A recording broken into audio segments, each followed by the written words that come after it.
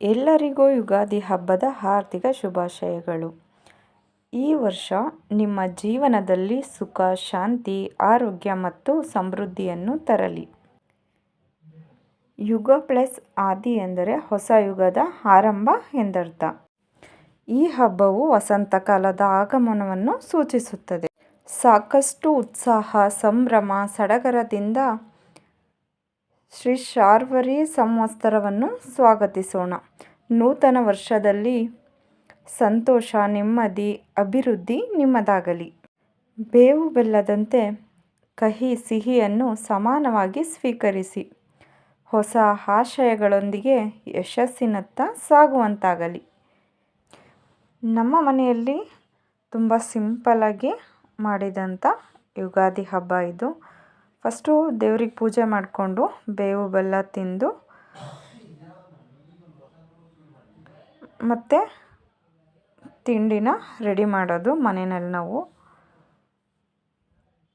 ನೋಡಿ, ಬೇವು ಬೆಲ್ಲ ತಿಂದು ನಾವು ಹೋಗಿದ್ದು ಕಬ್ಬಾಳಮ್ಮ ತಾಯಿ ದೇವಸ್ಥಾನಕ್ಕೆ. ನೋಡಿ, ಯುಗಾದಿ ಹಬ್ಬಕ್ಕೆ ವಿಶೇಷವಾದ ಅಲಂಕಾರನ ಮಾಡಿದರು. ನಮ್ಮ ಫ್ಯಾಮಿಲಿ ಜೊತೆ ಎಲ್ಲರೂ ಕೂಡ ಹೋಗಿದ್ವಿ. ತಾಯಿ ದರ್ಶನ ಮಾಡಿಕೊಂಡು ಅಲ್ಲೇ ಸ್ವಲ್ಪ ಟೈಮ್, ಒಂದು 10 ನಿಮಿಷ ಕೂತಿದ್ವಿ ಅಲ್ಲೇ. ಮತ್ತು ನಾವು ಮನೆಗೆ ಬಂದ್ವಿ. ಇನ್ನು ಹಬ್ಬ ಅಂದಮೇಲೆ ಸ್ಪೆಷಲ್ ಅಂತ ಇದ್ದೇ ಇರುತ್ತೆ ಅಲ್ವಾ. ಯುಗಾದಿ ಹಬ್ಬಕ್ಕೆ ನೋಡಿ, ಇದೇನು ನೋಡ್ತಾ ಇದ್ದೀರಾ, ಇದು ಪಾಸ್ತಾದಿಂದ ಮಾಡಿರುವಂಥ ಪಾಯಸ ಇದು. ಈ ರೆಸಿಪಿ ಏನಾದರೂ ಬೇಕಂತ ಅಂದರೆ ನನಗೆ ಕಮೆಂಟಲ್ಲಿ ತಿಳಿಸಿ.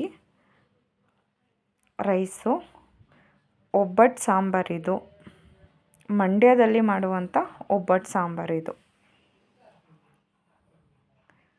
ಒಬ್ಬಟ್ಟು ಹೂರ್ಣ ಇದೆ. ನಾನು ಮಾಡಿರೋದು 2 ರೀತಿ ಒಬ್ಬಟ್ಟನ್ನ ಮಾಡಿದೆ. ಒಂದು ಬೇಳೆ ಒಬ್ಬಟ್ಟು ಮತ್ತು ಇನ್ನೊಂದು ಕ್ಯಾರೆಟ್ ಒಬ್ಬಟ್ಟು ಮಾಡಿದೆ. ತುಂಬ ಚೆನ್ನಾಗಿತ್ತು. ನಿಮಗೇನಾದರೂ ಕ್ಯಾರೆಟ್ ಒಬ್ಬಟ್ಟು ರೆಸಿಪಿ ಬೇಕಾದಲ್ಲಿ ನನಗೆ ಕಮೆಂಟಲ್ಲಿ ತಿಳಿಸಿ. ನಾನು ನಿಮಗೆ ಹೇಗೆ ಮಾಡೋದು ಅಂತ ಹೇಳ್ತೀನಿ. ಯಾರೆಲ್ಲ ನನ್ನ ಚಾನಲ್ನ ನೋಡ್ತಾ ಇದ್ದೀರಾ, ಸಬ್ಸ್ಕ್ರೈಬ್ ಮಾಡಿಲ್ಲ ಅಂದರೆ ಸಬ್ಸ್ಕ್ರೈಬ್ ಮಾಡಿ, ಶೇರ್ ಮಾಡಿ, ಹಾಗೆ ಬೆಲ್ಲೈಕನ್ ಕ್ಲಿಕ್ ಮಾಡಿ. ನೀವು ಬೆಲ್ಲೈಕನ್ ಕ್ಲಿಕ್ ಮಾಡಿದ್ರಿಂದ ನನ್ನ ನೆಕ್ಸ್ಟ್ ವಿಡಿಯೋ ನೋಟಿಫಿಕೇಷನ್ ನಿಮಗೆ ಫಸ್ಟೇ ಬರುತ್ತೆ.